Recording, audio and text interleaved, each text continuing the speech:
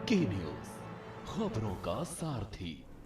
नमस्कार, बुलेटिन में आप सभी का स्वागत है। मैं हूं आपके साथ यशी शुक्ला। रुख करेंगे खबरों का। चंडीगढ़ में हुड्डा आवास पर सीएलपी की मीटिंग। चंडीगढ़ से खबर आपको बता रहे हैं, जहां पर भूपेंद्र सिंह हुड्डा की अध्यक्षता में हो रही है मीटिंग।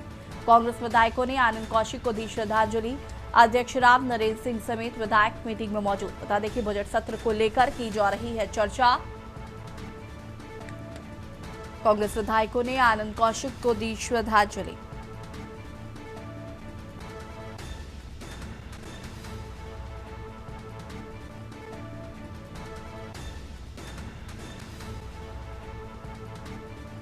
कांग्रेस विधायकों ने आनंद कौशिक को दी श्रद्धांजलि।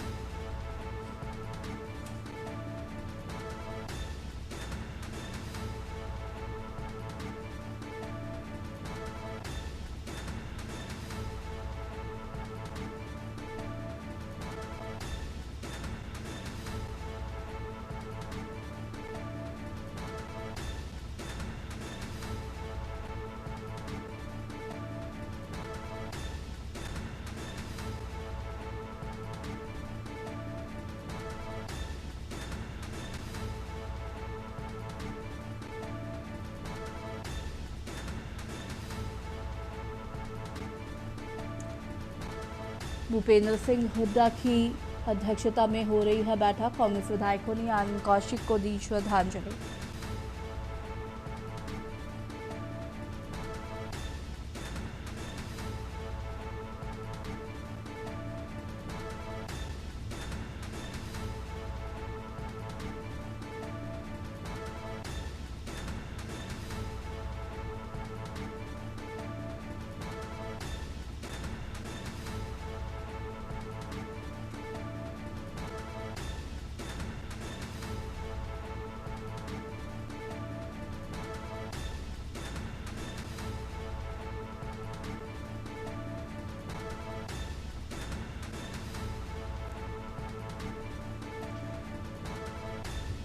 कांग्रेस विधायकों ने आनंद कौशिक को दी श्रद्धांजलि। नोएडा से खबर आपको बता देते हैं, जहां पर करीब 1 दर्जन स्कूलों में बम होने की धमकी ईमेल से भेजी गई है। धमकी की जानकारी मिलने से हड़कंप। सूचना मिलते ही मौके पर पहुंची पुलिस फिलहाल जांच पड़ताल में जुटी। किसी भी स्कूल में कोई भी आपत्तिजनक पदार्थ नहीं बरामद हुआ है। नोएडा पुलिस की टीम ने अलग अलग स्कूल में की चेकिंग। बम निरोधक दस्ता और डॉग स्क्वाड टीम के साथ चेकिंग की जा रही है। सीबीएसई और यूपी बोर्ड एग्जाम के दौरान दी गई थी मेल से धमकी। बता दें कि मौके पर joint police commissioner Rajiv Narayan Mishra भी पहुंचे।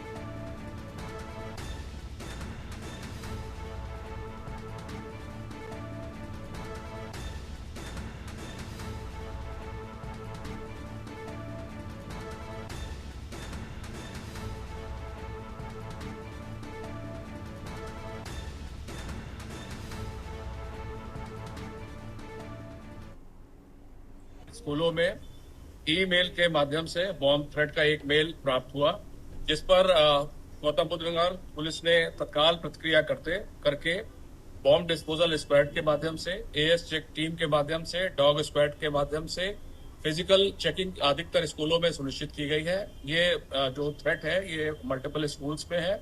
लगातार चेकिंग जारी है। अभी तक कहीं किसी भी स्कूल में कोई प्रतिकूल बात प्रकाश में नहीं आई है।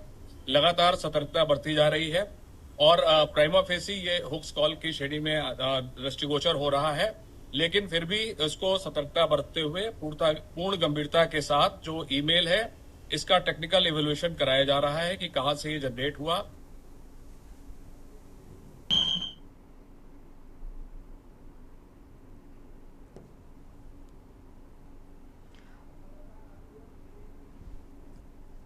और इसी खबर पर ज्यादा जानकारी के लिए संवाददाता अशोक हमारे साथ जुड़ चुके हैं। अशोक जी, क्या कुछ जानकारी है? स्कूलों को बम से उड़ाने की धमकी मिली है, और वो भी तब जब सीबीएसई और यूपी बोर्ड के एग्जाम हो रहे हैं। यही बिल्कुल, मैं आपको बता दूं, सीबीएसई बोर्ड का और माध्यमिक शिक्षा परिषद का बोर्ड परीक्षा इस समय में चालू है इसी के बीच में अचानक आज सुबह सुबह जो है करीब 1 दर्जन स्कूलों को जो है धमकी मिली, मेल के द्वारा धमकी मिली गई बम से उड़ाने की, जिसको लेकर के नोएडा पुलिस तुरंत एक्टिव मोड पे आई और तुरंत स्कूलों पर पहुंचकर सुरक्षा व्यवस्था का जायजा लिया और डॉग स्क्वाड के द्वारा चेकिंग कराई गई। बम को ढूंढने की काफी कोशिश की गई, लेकिन ऐसी कोई आपत्तिजनक, वही पुलिस अधिकारियों को कहना कि ऐसी कोई आपत्तिजनक चीजें जो है वहाँ तो बरामद नहीं हुई है, जिसको लेकर पुलिस द्वारा जो है अभियान चलाया जा रहा है। फिलहाल के लिए पुलिस के द्वारा ये बयान है कि ऐसा कुछ नहीं मिला है। फिलहाल ये अफवाह चीजें थी जिसको लेकर के घबराए ना, और परिजनों को भी जो है अगर आदेश किया गया है कि वो परिजन घबराए ना, उनके बच्चे सुरक्षित एग्जाम को दे सके, जिसको लेकर के ये एक अफवाह धमकी को माना जा रहा है पुलिस की तरफ से। बिल्कुल ऐसी। शुक्रिया आपका जानकारी साझा करने के लिए। और बता दें करीब 1 दर्जन स्कूलों को मिली है बम से उड़ाने की धमकी। नोएडा से खबर आपको बता रहे हैं, ईमेल से भेजी गई धमकी।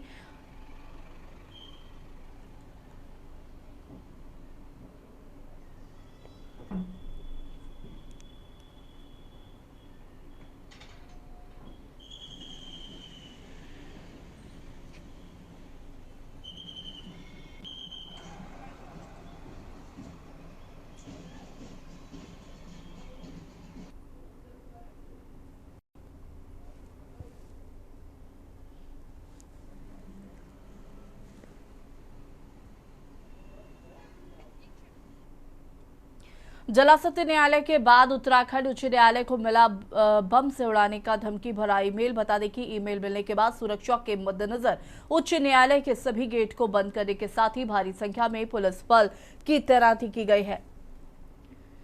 धमकी भरा ईमेल मिलने के बाद बम निरोधक दस्ता डॉग स्क्वाड से उच्च न्यायालय के चप्पे चप्पे की तलाशी ली जा रही है। वहीं सुरक्षा के मद्देनजर सभी न्यायमूर्तियों की कोर्ट में तलाशी अभियान चलाया जा रहा है। आपको बता दें कि जिला सत्र न्यायालय के बाद उच्च न्यायालय को भी बम से उड़ाने की धमकी भरा ईमेल प्राप्त हुआ है। धमकी भरा ईमेल मिलने के बाद सुरक्षा की दृष्टि से मुख्य न्यायाधीश सहित सभी कोर्ट अगले आदेश तक स्थगित कर दी गई है।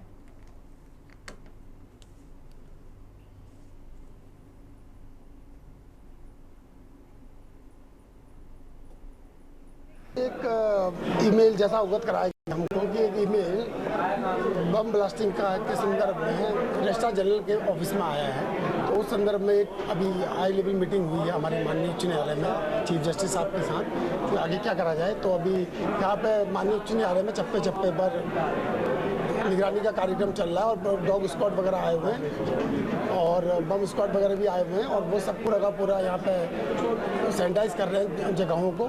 और अभी लंच तक ये काम चलेगा, फिर उसके बाद आगे की क्या कार्रवाई होगी उस पर विचार करा जाएगा। और इसी खबर पर ज्यादा जानकारी के लिए संवाददाता कांताबाल हमारे साथ जुड़ चुके हैं। कांताबाल जी, क्या कुछ जानकारी है? हाईकोर्ट को बम से उड़ाने की धमकी दी गई है।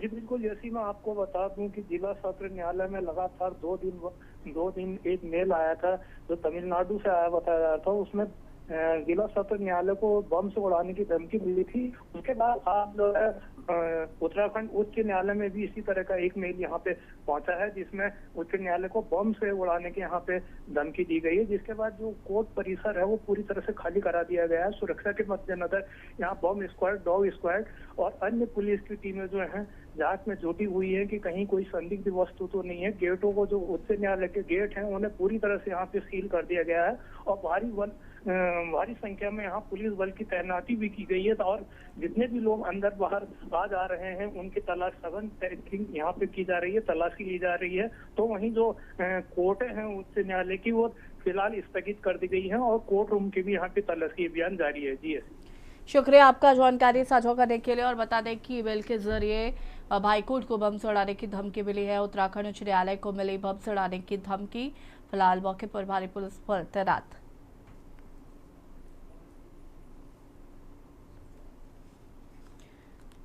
और सिरसा से खबर, जहां पर लगातार बढ़ रही मोटरसाइकिल चोरी की घटनाओं के बीच पुलिस को बड़ी सफलता मिली है। संयुक्त टीम ने नाका लगाकर अंतर्राज्यीय बाइक चोर गिरोह के 3 सदस्यों को गिरफ्तार किया। पुलिस के मुताबिक आरोपियों के कब्जे से 6 चोरी की मोटरसाइकिल बरामद की गई है, जिनमें 2 हनुमानगढ़ और 4 सिरसा जिले से चोरी की गई थी। गिरफ्तार किए गए तीनों आरोपी राजस्थान गांव के रहने वाले हैं। इनकी उम्र करीब 20 से 22 साल बताई जा रही है। पूछताछ में सामने आया है कि आरोपी मास्टर चाबी की मदद से स्प्लेंडर जैसी मोटरसाइकिलों को आसानी से चोरी कर लेता है।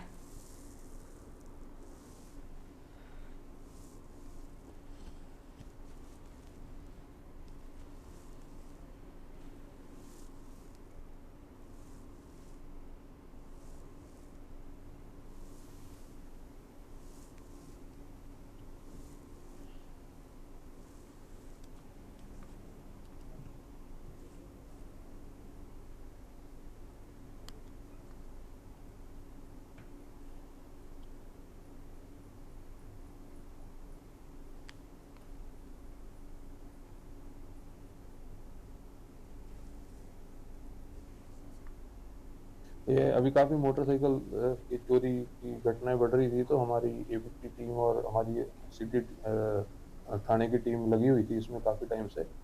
और कल हमने कुछ हमारे मोटरसाइकिल के रिगार्डिंग हमने सीसीटीवी फुटेज, सीडीआर्स और जो है अपने मुखबिर खास भी लगा रखे थे। उसके चलते कल हमारी जॉइंट टीम ने काफ़ी सक्सेसफुल रेड करी है, नाके पे इनको पकड़ा है चोरों को। और ये चोर अंतर्राज्यीय इंटरस्टेट गैंग है और इन्होंने काफ़ी चोरियां कर रखी है। हमने इनसे करीब 6 मोटरसाइकिल भी रिकवर की हैं, जिसमें से 2 तो हनुमानगढ़ से और एक राजस्थान से चोरी की हैं और 4 सिरसा जिले से कर रखे थे।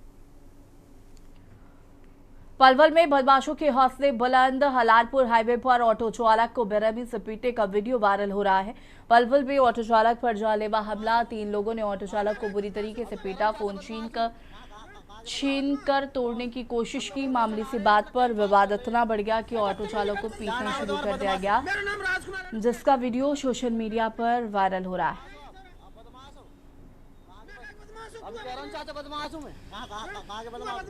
कौन? क्या नाम है तुम्हारा? बदमाश। मेरा नाम राजकुमार एडवोकेट है। अच्छा। डिस्ट्रिक्ट कोर्ट में बैठा हूँ, लेकर तू चल। तो बदमाश हो आप? बदमाश हो? कहाँ के बदमाश हो? अब कह रहा हूँ चाचा बदमाश हूँ मैं। कहाँ के बदमाश? कौन? हम तो ऑटो चला रहे हैं, अपना टाइम पास कर रहे हैं। क्या नाम है तुम्हारा? बदमाश। मेरा नाम राजकुमार एडवोकेट है। अच्छा। डिस्ट्रिक्ट कोर्ट में बैठा हूँ, लेकर तू चल। तो बदमाश हो आप? बदमाश हो? कहाँ के बदमाश हो? अब कह रहा हूँ चाचा बदमाश हूँ मैं। कहाँ के बदमाश? कौन? हम तो ऑटो चला रहे हैं, अपना टाइम पास कर रहे हैं। क्या नाम है तुम्हारा? बदमाश। मेरा नाम राजकुमार एडवोकेट है। अच्छा। डिस्ट्रिक्ट कोर्ट में बैठा हूँ, लेकर तू चल। तो बदमाश हो आप? बदमाश हो? कहाँ के बदमाश हो? अब कह रहा हूँ चाचा बदमाश हूँ मैं। कहाँ के बदमाश? कौन?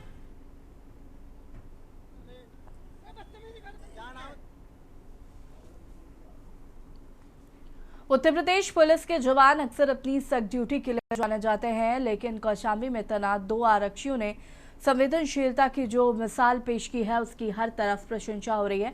बोर्ड परीक्षा के दौरान अपनी ड्यूटी से ऊपर उठकर मानवता की सेवा करने वाले इन पुलिसकर्मियों को अब पुलिस अधीक्षक राजेश कुमार ने विशेष रूप से सम्मानित किया है। जनपद के रणजीत पंडित इंटर कॉलेज में यूपी बोर्ड की परीक्षा चल रही थी। कॉलेज के मुख्य द्वार पर ड्यूटी पर तैनात थे कांस्टेबल राम सिंह और कांस्टेबल रवि कुमार। इसी दौरान एक दिव्यांग परीक्षार्थी केंद्र पर पहुंचा। शारीरिक रूप से असमर्थ होने के कारण उसे मुख्य द्वार से अपनी परीक्षा कक्ष तक पहुंचने में काफी मुश्किल हो रही थी और समय निकला जा रहा था। छात्र की परेशानी देखते ही दोनों कांस्टेबल बिना किसी देरी के आगे बढ़े। उन्होंने छात्र को सहारा देने के बजाय अपनी बाहों में उठाया और उसे सुरक्षित रूप से उसके परीक्षा कक्ष तक पहुंचाया।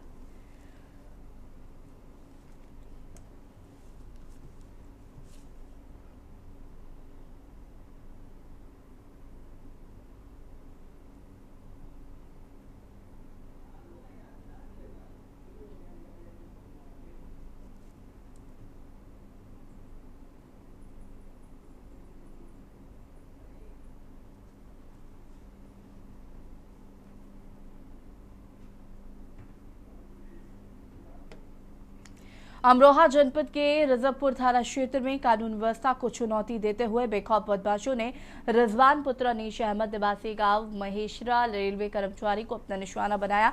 रिजवान, जो कि काफुरपुर रेलवे स्टेशन पर तैनात है, अपनी ड्यूटी पर जा रहा था। इसी दौरान रजबपुर क्षेत्र में नहर के पुल के पास 3 नकाबपोश बदमाशों ने उसे घेर लिया और लाठी डंडों से ताबड़तोड़ हमला कर दिया है। पीड़ित रिजवान के अनुसार बदमाशों ने उसे जान से मारने की धमकी दी और विरोध करने पर बुरी तरीके से पीटा।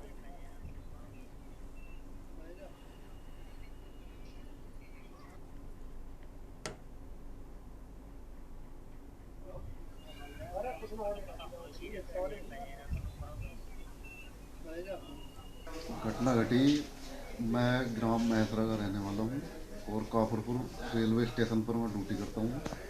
रेलवे में मेरा पॉइंट्समैन बी का पद है। रेलवे फाटक पर नौकरी करता हूँ मैं, और मैं रोज का मेरा जाना है, कच्चा रास्ता है महेसरा से काफुरपुर का। उस बीच में पुल पड़ता है नहर का। उस नहर से जैसे मैं नहर पार करता हूँ, नहर से 2-3 कदम आगे चलने के बाद में मेरे पे अचानक से तीन ढाटा बांध रखा था 3 लड़कों ने, वो हमला कर देते हैं और हमला कर देते हैं, डंडे बरसाने शुरू कर दिए। उत्तर प्रदेश के अमेठी जनपद में खाकी की संवेदनहीनता का एक बड़ा मामला सामने आया। शारदा सहायक खंड 49 शहर में एक अज्ञात युवक का शव पिछले 24 घंटे से बहता रहा, लेकिन पुलिस सीमा विवाद और सुस्ती के चलते शव को समय से बाहर नहीं निकाला गया। हैरानी की बात यह है कि इस दौरान शव ने नहर के बहाव के साथ करीब 50 किलोमीटर की दूरी तय कर ली। जानकारी के अनुसार अज्ञात युवक का शव कुछ सबसे पहले अमेठी के मोहनगंज कोतवाली क्षेत्र में देखा गया था। उसके बाद शव लगातार बहता रहा। यहाँ सूचना मिलने के बावजूद शव को बाहर नहीं निकाला गया।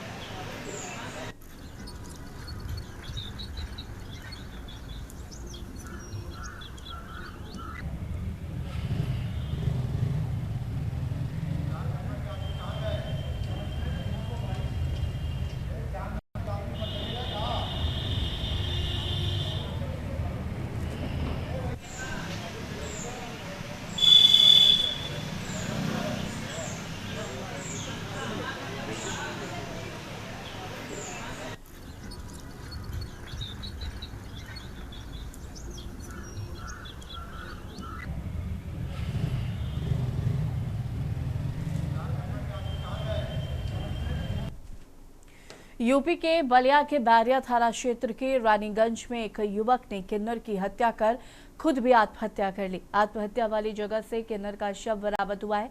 पुलिस ने किन्नर की हत्या के आरोप में आत्महत्या करने वाले युवक के साथ उसके परिवार के कई सदस्यों पर हत्या का मुकदमा दर्ज किया है। दरअसल किन्नर युवक के घर बधाई देने गया था। उसी दौरान कुछ बार पकड़ गए उसने उसकी हत्या कर दी। पुलिस ने जांच शुरू की। पुलिस का दबाव देखते हुए 2 दिन बाद युवक ने किन्नर के शव को जहां छुपा कर रखा था उसी कमरे में आत्महत्या कर ली। अब इस पूरे मामले में पुलिस ने युवक के परिवार का मुकदमा दर्ज कर लिया।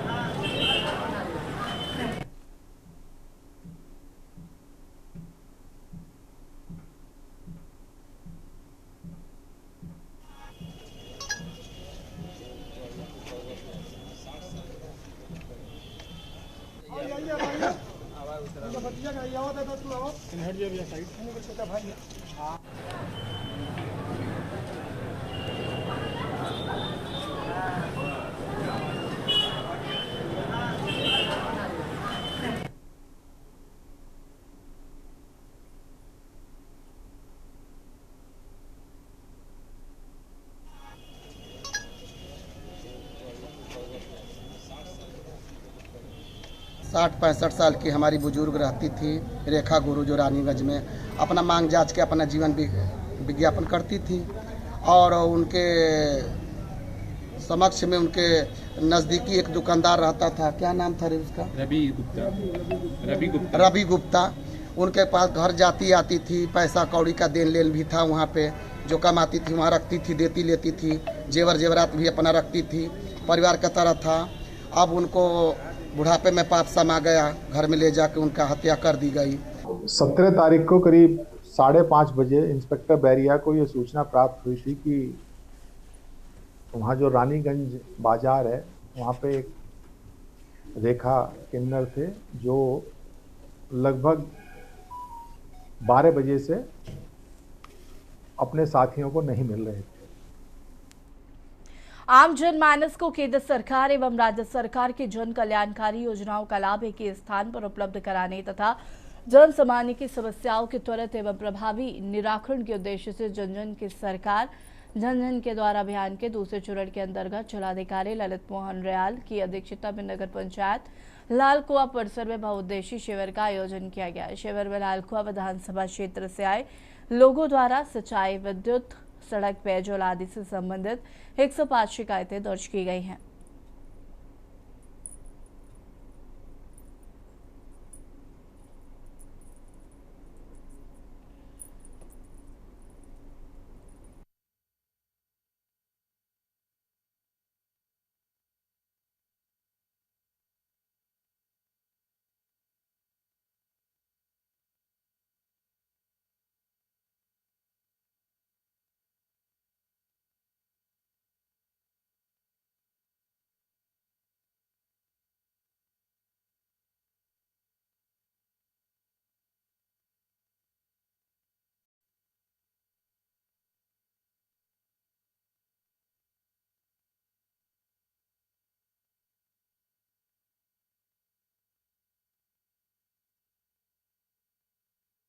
जन जन की सरकार अभियान के अंतर्गत पहले चरण में ग्रामीण क्षेत्रों में न्याय पंचायत लेवल पर शिविरों का आयोजन किया गया था। उसमें 23 विभागों की सहभागिता से 2 स्टेप पे जन समस्याओं का निराकरण किया जा रहा था। तो जनपद में 43 न्याय पंचायतें हैं। प्रथम चरण में उनका कवरेज हो चुका है। आम जनमानस को केंद्र सरकार एवं राज्य सरकार की जन कल्याणकारी योजनाओं का लाभ एक स्थान पर उपलब्ध कराने तथा जन सामान्य की समस्याओं को त्वरित एवं प्रभावी निराकरण के उद्देश्य से जन जन की सरकार जन जन के द्वारा अभियान के दूसरे चरण के अंतर्गत जिलाधिकारी ललित पोहर रियाल की अध्यक्षता में नगर पंचायत लालकुआ परिसर में बहुउद्देशीय शिविर का आयोजन किया गया।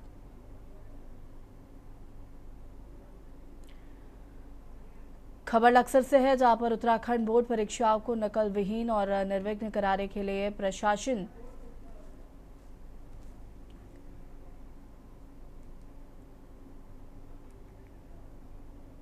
खबर अक्सर से है। उत्तराखंड बोर्ड परीक्षाओं को नकल विहीन निर्विघ्न कराने के लिए प्रशासन और शिक्षा विभाग ने कमर कस दी है।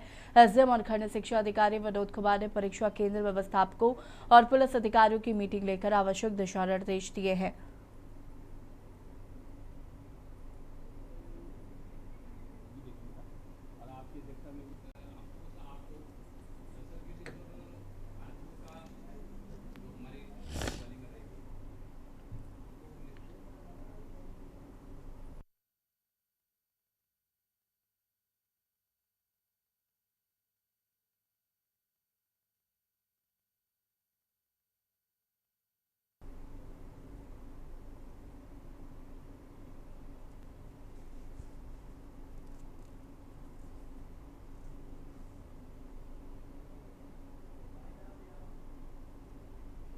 और बटन में इतना ही। देखते रहिए न्यूज़ इंडिया। नमस्कार।